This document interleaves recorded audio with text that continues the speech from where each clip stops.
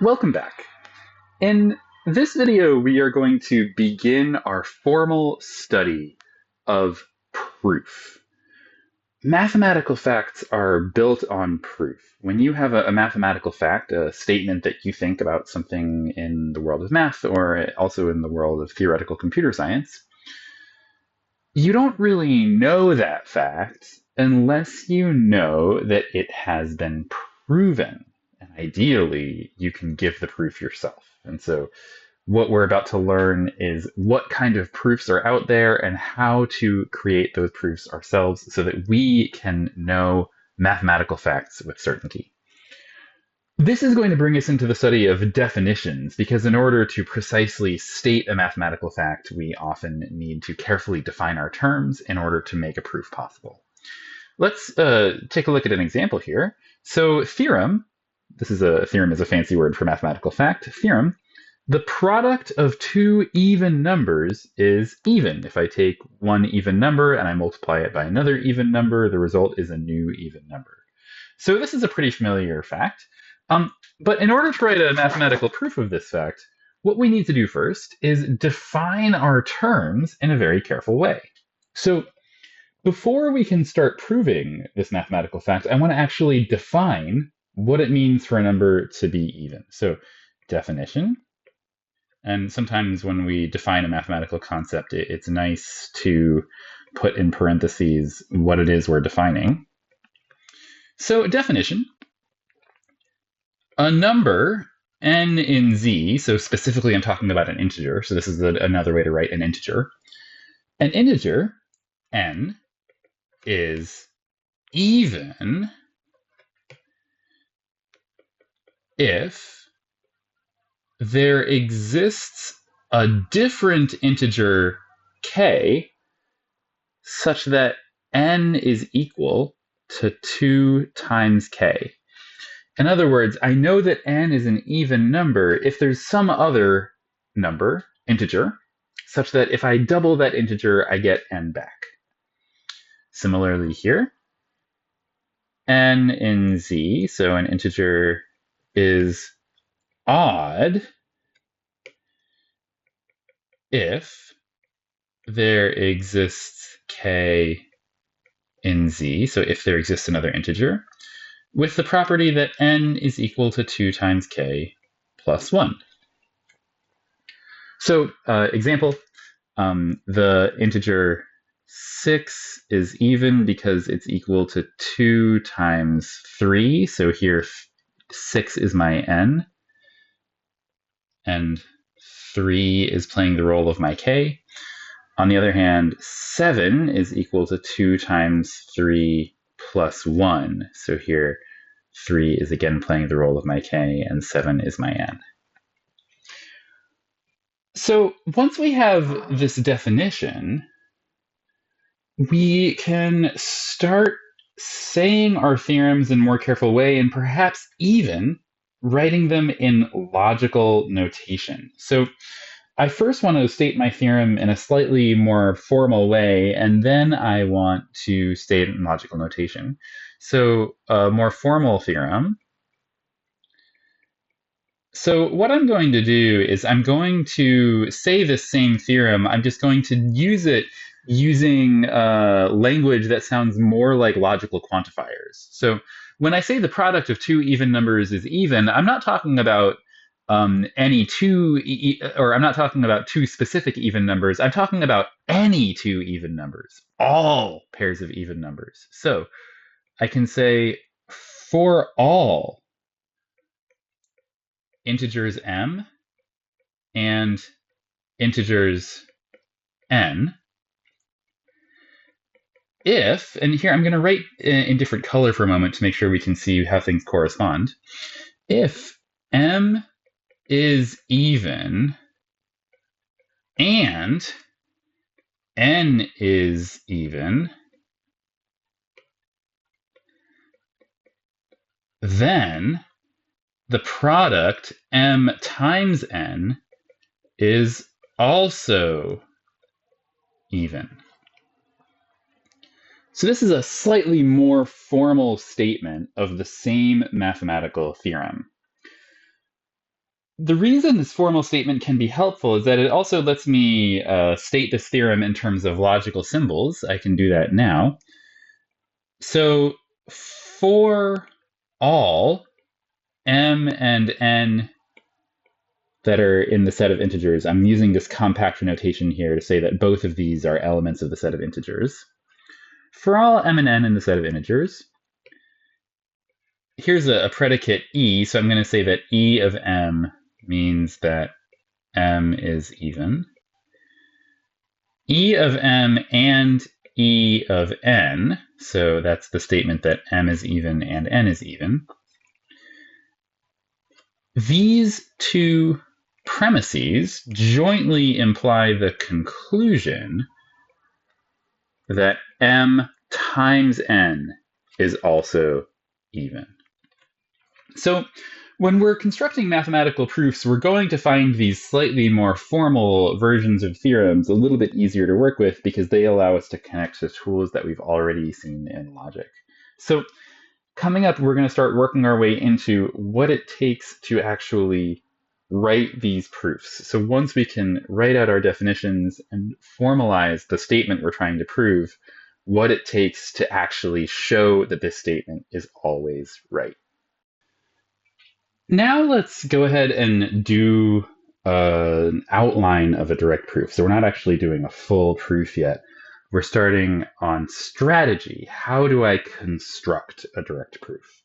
So what is a direct proof? Let's start there. A direct proof is one of the simplest ways that we're going to see to prove a statement of the form for all x in z or some other set. If some p of x is true, then some other q of x must also be true. In our case, we are doing a slightly more complicated direct proof. So we launched in with a kind of more complicated example where it's not just one x, it's actually two integers m and n. And what we want to show is that if it's true that both m and n are even, so if e of m is true and e of n is true, those are both true together, that implies that their product m times n must also be even, using this big E here.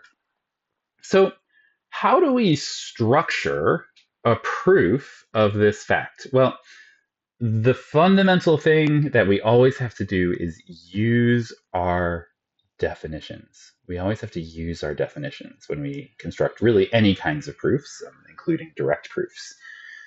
And in order to ensure we're using our definitions, when you construct a proof, I really recommend that you start from the outside in. What do I mean by the outside in? I mean, write down the beginning and write down the end, and then fill in stuff into the middle from the beginning and the end. Here's an example. I want to write a direct proof of this claim. And so what I'm going to do first is I'm going to put myself in a world where this is true. So m is even and n is even. So I'm going to start by saying, let m be even and n be even. And this is just my premises. I'm writing down what I am assuming to be true. So here I'm assuming that m and n are both even. And then I'm also going to write down at the bottom my conclusion. And I'm going to put a therefore in front of it to sound fancy. Therefore, m times n is even. So this is my conclusion. This is where I want to get to. Now, once I've done this, I'm going to move one layer in. Okay, and what I mean by one layer in is I'm going to write out my premises and my conclusion in terms of my definition. So I have a definition of what it means for a number to be even here. I am going to use that. So starting with my premises, if m is even and n is also even, I'll add a then here just to make it sound nice. If m is even, that means, by definition, there exists an integer k with the property that m is equal to 2k. And, furthermore, there exists an integer j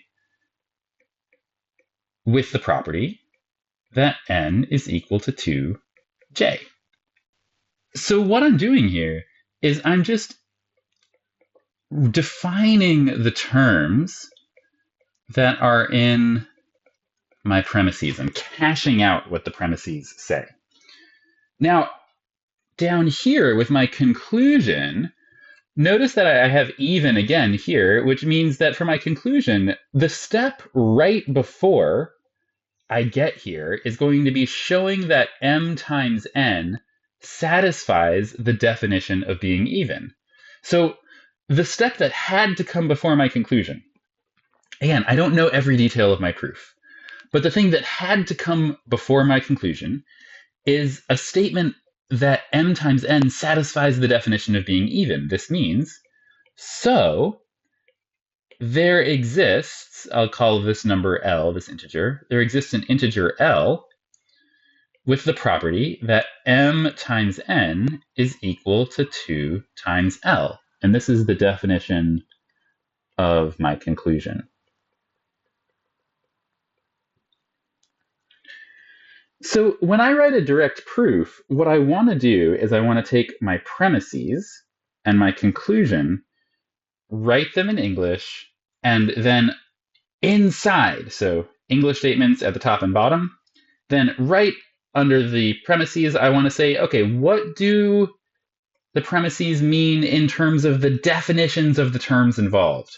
Then right above the conclusion, what does the conclusion mean in terms of the definitions of the terms involved? Now, what I'm going to have to do in order to get from the definition of the premises to the definition of the conclusion, that's still a bit of a mystery.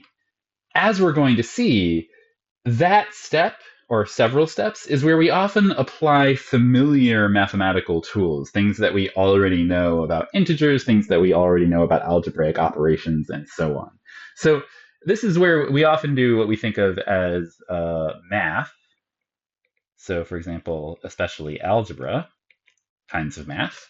But really, this whole operation is math. Everything about this is math. Writing down the proof, writing down the premises, writing down the definitions, it's all math. Just in the middle of this proof here, this is where we're going to call on math that we might already know from algebra classes, for example.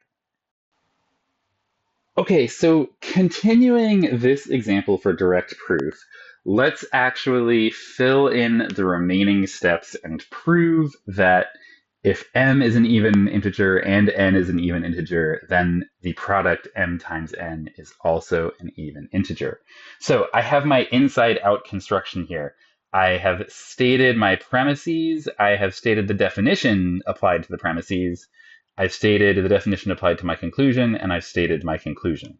So now what I'm going to do is I'm going to fill in the gap between the definition of my premises and the definition of my conclusion. And this is where sometimes I just need to play around with my definition for my premises in order to have a good insight. So I know that I'm interested in the number m times n. And I know something about m, and I know something about n. So I know this about m. I know there's an integer k such that m is equal to 2k, and an integer j such that n is equal to 2j. So it follows then m times n must be equal to 2k, that's something I can plug in for m, times 2j, that's something I can plug in for n, which is equal to 4 times k times j. So I know this about the number m times n. It's equal to 4 times k times j for some integer k and some integer j. Now what I'm going to do is I'm going to say, okay, can I make 4 times k times j, can I make that look like 2 times l? Can I pick an L here that's going to make that work? And indeed I can. Let L equal 2 times k times j. This is allowed. I haven't really done any math. I've just said, hey, I want to define a new variable L, and I want it to have this value, 2 times k times j. And with that definition,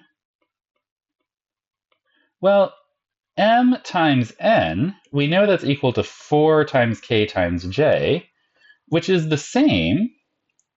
So we'll start 4 times k times j, which is equal to 2 times 2 times k times j, which is equal to 2L.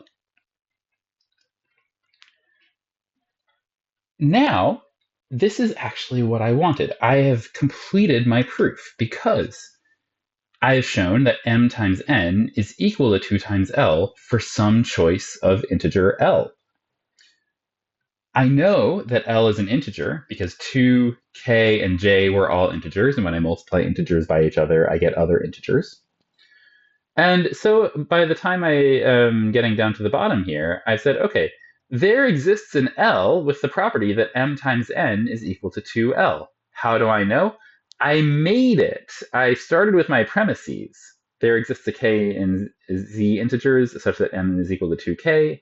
There's a j such that n is equal to 2j.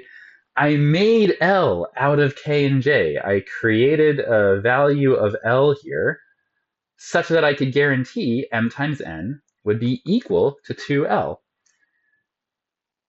Since I made an L that makes this work, I know that there exists an integer L such that m times n is equal to 2L. I made it. I've shown that m times n satisfies the definition of being even, and therefore I have reached my conclusion. So I have constructed a full mathematical proof of this statement that the product of two even integers is even in a pretty formal and slightly mechanical way because I've been so insistent on using the careful definitions of my terms. This might feel like a little bit unnecessary in the case of such a familiar arithmetic fact, but we're going to find that this helps us a lot when we get to proving more complex mathematical statements.